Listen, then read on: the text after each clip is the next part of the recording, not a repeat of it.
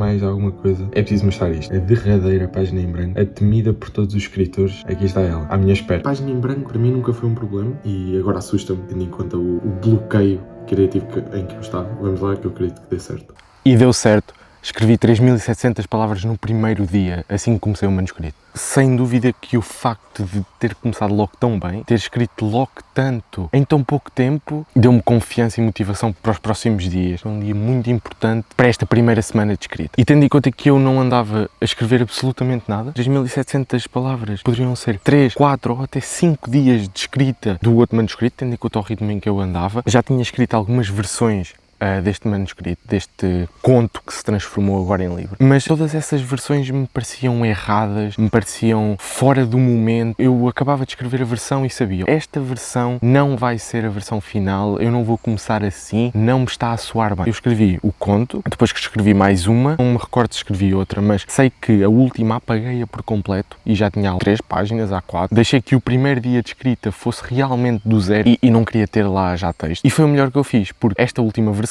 foi a versão que saiu melhor. Foi a versão em que eu já tinha alguma ideia das personagens e aqui eu realmente percebi, ok, elas vão ser assim. Isto leva-me a um ponto interessante porque a falta de ligação com as personagens no primeiro contacto com o manuscrito, para mim é a morte dele. Preciso de sentir que o que eu estou a escrever e como eu estou a escrever aquela personagem está certo. É assim que ela vai ser. Eu não entro com um plano sobre como é que vai ser uma personagem, como é que vai ser as suas características físicas, a sua forma de pensar, a sua forma de falar. Não, eu sou introduzido no mundo, eu sou introduzido com as personagens, naquele momento eu descubro tudo, eu descubro como é que ela vai agir. Parece um bocadinho estranho de se dizer desta forma e há 2 formas de escrever, os escritores que vão com outlines, que é com ideias já base para o livro, e há os escritores jardineiros, como o Stephen King, por exemplo, que entram no livro totalmente à toa e vão descobrir. É muito giro a forma como é tão natural para mim descobrir. É mesmo como se eu próprio estivesse a ler um livro. Eu gosto muito de dizer que eu leio enquanto escrevo. Eu estou ali, estou a escrever sobre o Pedro, que é uma das personagens principais deste manuscrito, e ele vai-me dando informações sobre como ele é, como é que ele pensa, como é que ele sente as coisas. O Pedro é uma personagem que tem, não sei se diria hipersensibilidade, ele sente muito tudo à sua volta, os cheiros, o suor na pele, a roupa a pegar. Ele disse-me isso, eu não pensei previamente sobre isso, eu não pensei que tinha que ter aquele personagem com aquela hipersensibilidade. Eu acho que isto é a magia da escrita. O primeiro dia foi excelente, foi mesmo uma introdução perfeita, porque eu sabia como é que ia terminar o primeiro capítulo, porque foi mais ou menos da mesma forma que terminou o conto. Quando comecei a pensar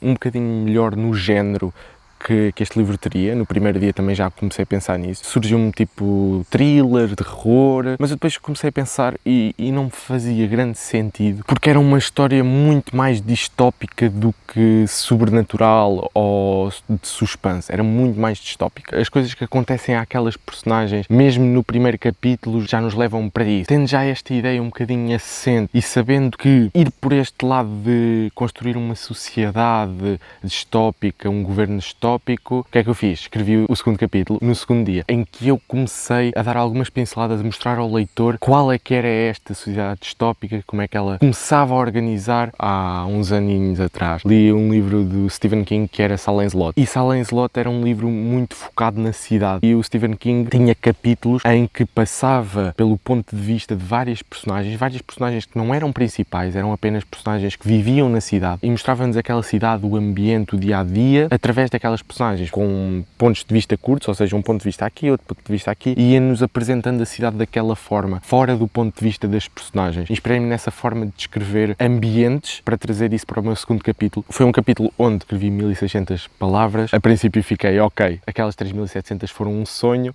nunca mais vai acontecer. Mas eu tinha que perceber que eram capítulos totalmente diferentes. Num eu estava a dar a introdução do livro, estava com aquele hype de início, e no segundo já não era assim, já estava noutra fase. O terceiro dia a escrita fluiu bem, consegui aprofundar mais um bocadinho as personagens, conhecer um bocadinho mais sobre elas, sobre o que elas me estavam a querer dizer. Nesse dia tive um bocadinho de medo, porque no dia a seguir, que era terça-feira, eu não iria estar em casa, eu iria sair e tinha que, no meio desta logística toda, eu tinha que escrever e publicar vídeo nas redes sociais. Um dos principais desafios deste projeto está a ser escrever e conciliar os vídeos, porque escrever, eu posso escrever 1000 palavras e eu escrevi, mas tenho que fazer o vídeo e tenho que o editar, e eu estou a editar como deve ser, sabem? Não estou simplesmente a mandar para ali qualquer coisa e está feito o vídeo. Nesse dia em que eu saí foi realmente complicado conciliar os dois. Hoje é terça-feira. Hoje foi o primeiro dia desde que comecei, me forcei a escrever realmente. Estou a escrever, não está a fluir como eu gostava que fluísse. Também é normal, o cansaço é sempre um entrave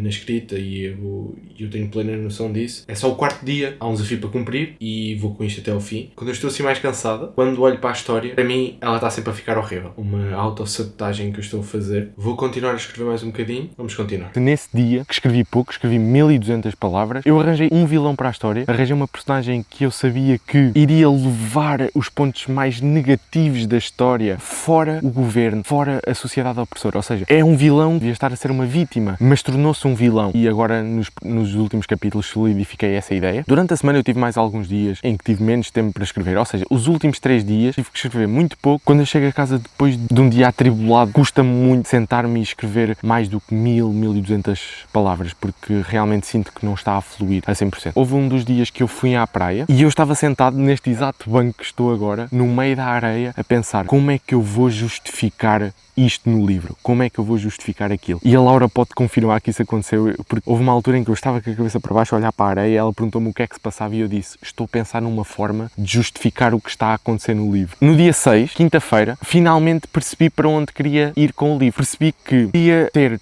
3 focos principais no livro. Um foco seria no passado, antes daquela sociedade opressora, e depois 2 focos dentro do acontecimento presente. Eu gosto de voltar no passado para contar algumas partes e falar sobre alguns acontecimentos, dá corpo à história e dá sentido. Queria falar com vocês sobre um assunto que é a inteligência artificial na escrita. Sexta-feira, no vídeo diário, eu falei sobre isto. A inteligência artificial na escrita é como um arranhão na pele, fundo, que não é tratado, não é limpo, começa a apodrecer. Vai espalhar-se pelo braço todo e vai chegar a uma altura que se vai ter que deitar o braço fora. Não é difícil de imaginar um futuro onde a arte deixa de ser pensada e passa a ser auxiliada por um bot. E eu quero deixar já a minha nota de repúdio a toda a gente que usa o ChatGPT para ideias, para dizer ao ChatGPT que, olha, tenho aqui esta frase, sabes como melhorá-la? Que caminho eu deveria seguir aqui? 3 caminhos que podes seguir e tu, este parece-me melhor, e achas que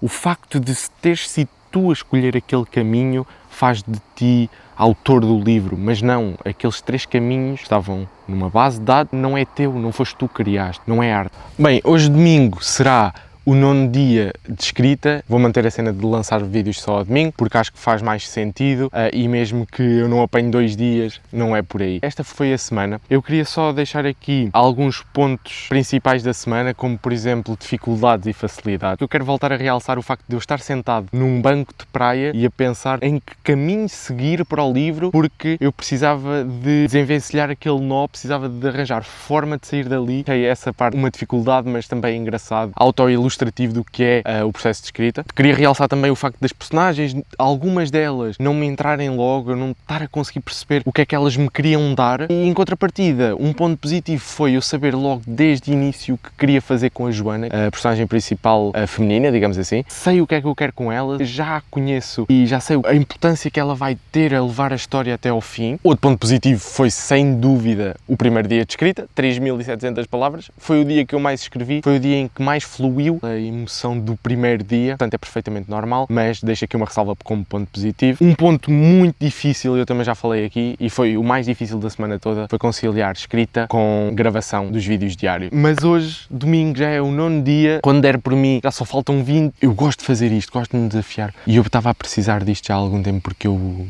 não fazia vídeos, não escrevia e andava completamente, não sei a fazer o quê. Isto está a ser ótimo para mim, e espero que vocês fiquem até ao final do desafio comigo, e estou ansioso para ver como é que isto termina.